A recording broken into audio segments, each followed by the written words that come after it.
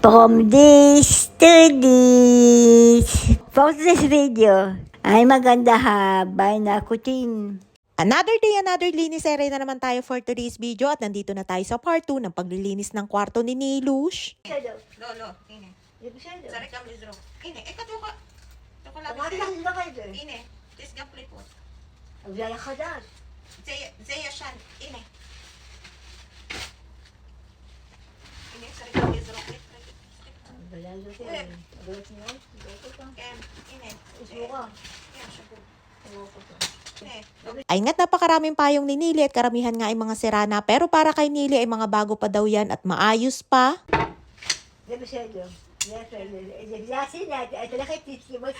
Sini. Ay nga't sabi sa akin ni Nilush ay para daw akong Chinese sa payong na yan at sa dami nga ng kanyang mga payong at sa sobrang tagal na din ay yung iba ay mga sirana at ayaw pang ang ipatapon kahit kalansay na. Tulad nga na lagi kong sinasabi, mahilig si Niling bumili ng mga bagay na pare-pareho at yun ang kaligayahan niya, ang bumili ng bumili kahit hindi naman nagagamit. Yan lagay ng kwarto ni Nili ay maayos pa yan kumpara sa dati nung bagong dating pa lamang ako dito sa kanila na talaga namang gabundok ang kalat at mga basura dyan. At sa sobrang dami nga ng kalat at karamihan nga ay mga basura na din ay halos wala nang madaan. Wala namang problema kay Nili sa paglilinis basta kausapin lamang. Yun nga lamang ay napabayaan at hinayaan lamang nila kung ano ang gusto ni Niling gawin kaya umabot sa ganang kadami ang mga basura dito sa bahay. At ang isa pa na kinababahala nila ay baka magkasumpong si Nili kapag pinakialaman yung kanyang mga gamit. Nilush,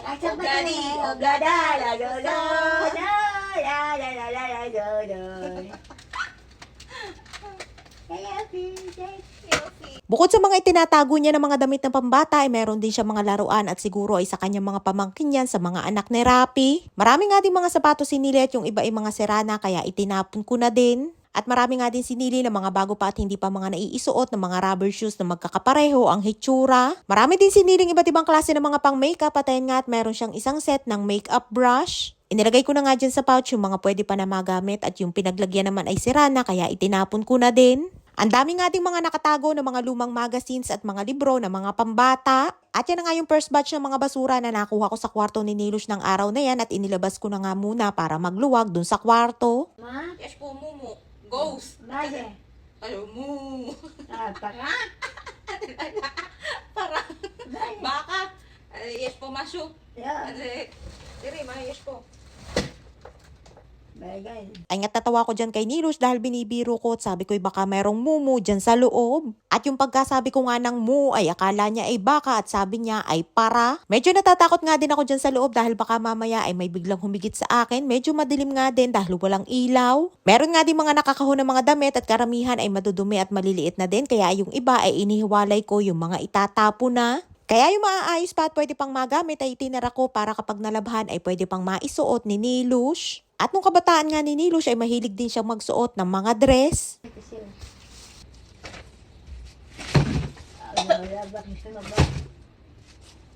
At nga sa sobrang dami ng alikabok ay nakakaubo at meron nga din nagsabi na buti daw at wala akong allergy. Wala naman po akong allergy, yun nga lamang sa sobrang alikabok at pawis ay nangati ang aking katawan at nagkaroon ako ng rashes. At dahil masikip na ulit sa kwarto ay nilabas ko na ulit yung mga basura at ang bibigat nga din ng mga laman ng mga kahon na yan. Diyan nga din ako mas napapagod sa pagbubuhat ng mabibigat at masakit nga din sa bewang at likod.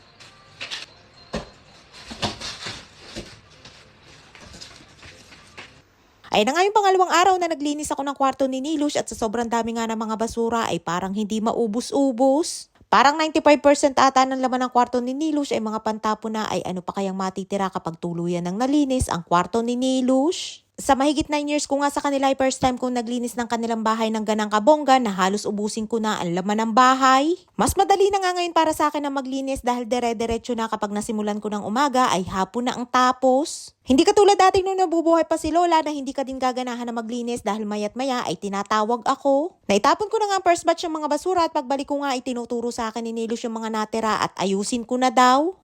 Logo merit. Nagam zoray ket otak to. At ani zoray ket otak. Sa pagod nga sa pagtatapon ng mga basura ay hiningal na nga ako at binibiro ko nga si Nilush at sabi ko ay tatapon ko na din siya. Ang dami nga din ninili ng mga set ng mga pang makeup at ayun nga at nagtalsika na ang mga takip. At sa dami nga ninili ng mga pang makeup ay dinaig pa niya ang makeup artist. Ang dami nga ding laman ng maliit na kwarto na yan at ayun nga't may nakuha pa ako na malalaki na lapis na may mga nakatusok na laruan na ulo. Good morning, Dendendina. Good morning, Jackie Jones. Ang dami nga ding natutuwa dyan sa kanta namin ni Nilush at yung iba nga ay hinahanap pa daw nila sa YouTube. Ang kaso ay hindi daw nila makita. Ganan nga din ang aking ginawa nung una ko marinig ang kanta na yan kay Nilush. Ni-research ko din ang kaso ay hindi ko din makita. Ay nga't meron pa mga naka-plastic na towel at mga bago pa nga yan.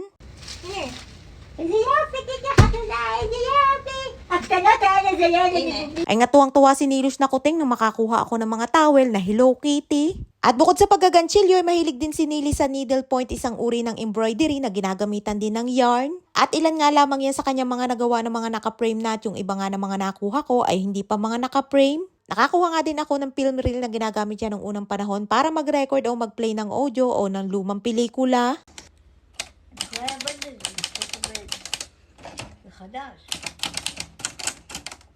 O sino naman sa inyo ang nakaabot din ng gana na sinaunang paraan ng pagtatype gamit ang makinilya? Naalala ko nga dati na meron din kaming gana na ginamit ng ate ko sa school at nagamit ko nga din nung ako'y high school. At ayun nga't meron pang sinaunang lampshade at binibiro ko nga si Nilush at sabi ko ay parang pang silya elektrika. Grabe nga si Nilush magtago ng mga gamit na sa sobrang tagal na nga ay mga sinauna na. Dito bala, lizro klot sa rin. At natali mata na. Kaya daya pe.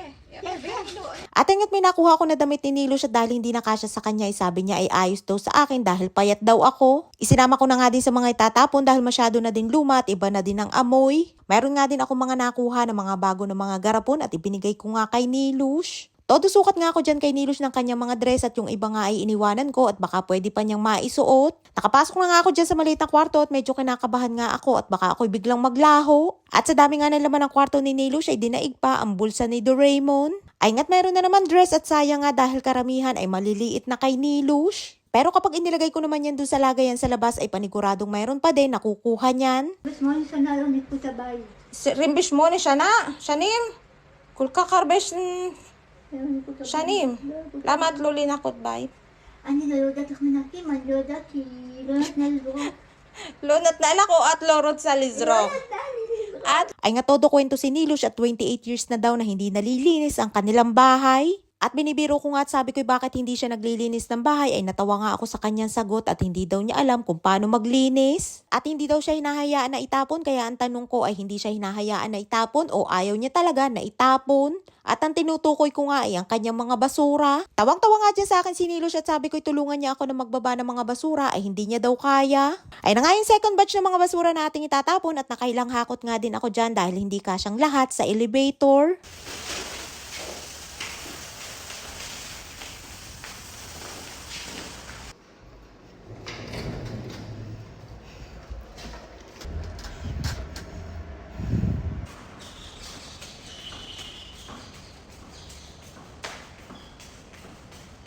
Ay na nga yung mga basura na nakuha natin sa kwarto ni Nilush ng araw na yan. At sa sobrang dami nga niya ng mga ibinaba ko ay sa pagod ko ay hingal na din ako pagbalik ng bahay. Nilush. Ay. Ay nga't pagbalik ko ng bahay sabi ni Nilush ay napagod daw kami dahil sa hirap ng trabaho ng araw na yan. Ay natawa nga ako kay Nilush at kung makasabi nga ng napagod ay akala mo din naman ay ang dami niyang ginawa. Inabot na naman nga ako ng hapon at hindi ko rin natapos kaya itinuloy ko na lamang ulit kinabukasan. At nga si Nilush at napaliguan ko na din at tuwang-tuwa sa kanyang bagong walker. Ay siya hanggang dito lamang ating kwento for today's video at maraming po salamat sa inyong support at laging panonood. Mag-ingat po tayong lahat palagi. And please follow and share Ako Infinity Private Resort and Events Place and please subscribe to my YouTube channel.